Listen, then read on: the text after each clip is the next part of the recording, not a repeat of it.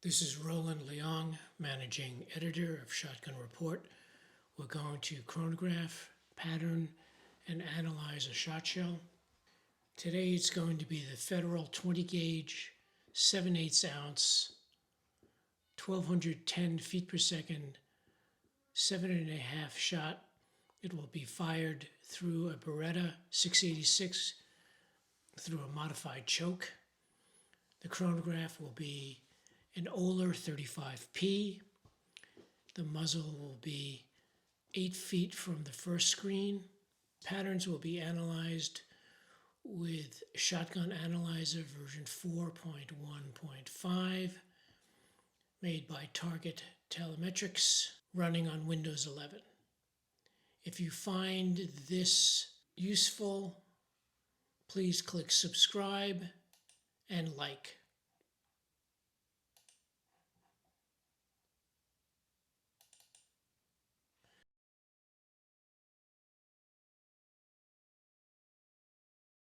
The 5 shots were fired through the chronograph. The highest velocity was 1213. The slowest velocity was 1166. The extreme spread was 47 feet per second. The average of the 5 shots was 1192 feet per second, and the standard deviation was 11 feet per second. The first pattern, as you can see, was a little bit low and to the right of the center green aim point. Nevertheless,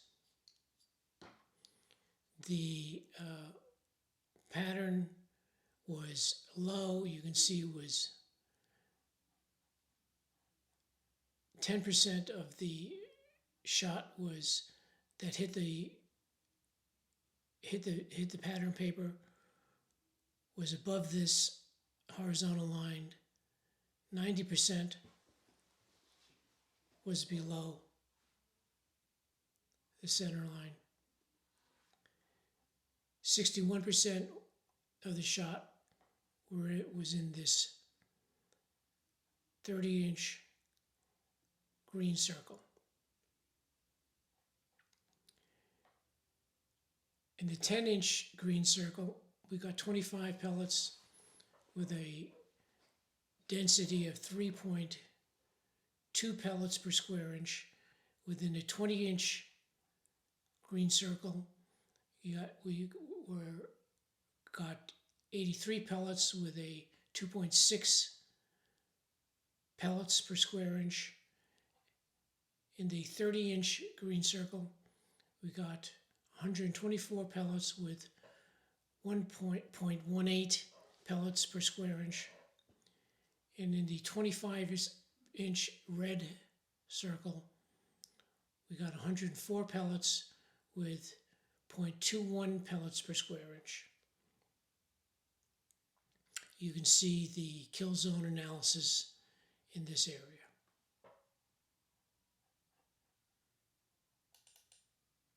The second pattern was much more centered, and you can see the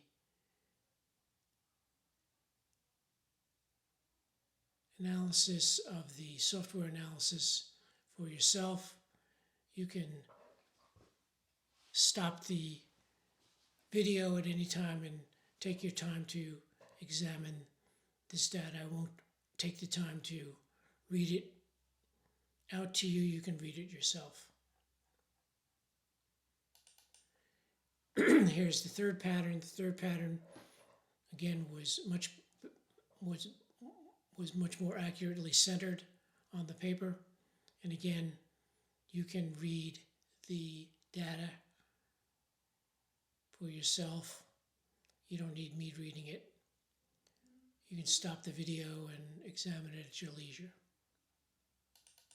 The fourth pattern, fairly well centered, a little bit to the left. Again, you can stop the video and examine this data at your leisure. The fifth pattern, again, was fairly well centered, and the data is here for you to examine.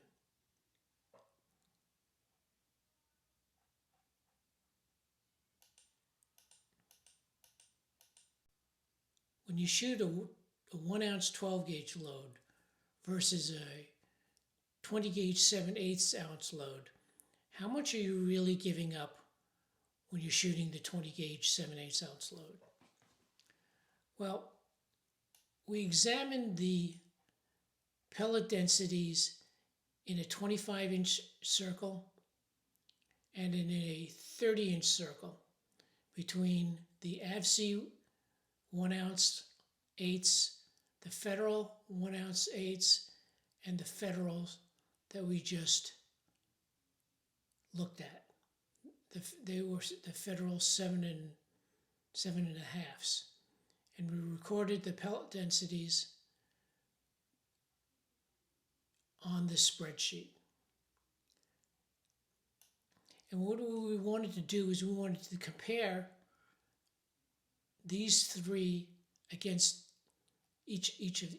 against each other. In the previous analysis, where we compared the AVCs against the Federals, we were able to use the t-tests. But when we're comparing three items, we're not really able to use that method of analysis. We need to use an ANOVA analysis. So what we did was we used a different program other than Excel. It's called Stat Plus.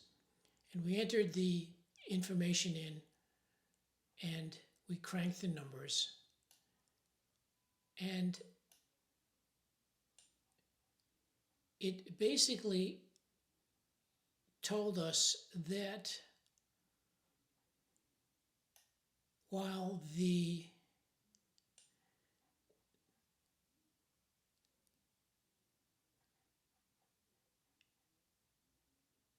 F critical number was this 3.88,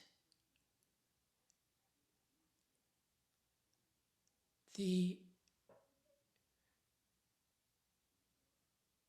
comparison between the AVC 1 ounce and the Federal 1 ounce was basically no difference. We could not reject the null hypothesis that there was no difference, which was the same answer that we got when we did the t-test between the AVCs and the Federal 1 ounce. But with the AVCs 1 ounce versus the Federal and the Federal 1 ounce versus the Federal 20 gauge, we could reject, see the test statistic here, the test statistic here is greater than the F critical that we generated here. So we rejected the null hypothesis. So there is a difference between the AVCs 1 ounce 12 gauge and the Federal 20 gauge 7/8 ounce, and the Federal. There is a difference between the Federals and the 1 ounce 12 gauge and the Federal 20 gauge 7/8 ounce. So the bottom line is while there isn't any difference at 40 yards through the DT11 at a static piece of paper on the day we shot through that particular gun with that particular choke, comparing the AVCs to the Federal, there's most certainly you're better off with the 12 gauge, and with the Federal compared to the Federal 1 ounce compared to the Federal 7/8 ounce 20, you're statistically better off with the 12 gauge 1 ounce loads. I'm sure you had a feeling that 12 gauge was better than the 20 gauge at clay targets, but now statistically, mathematically, you have proof. Thank you very much. Hope you got something out of this.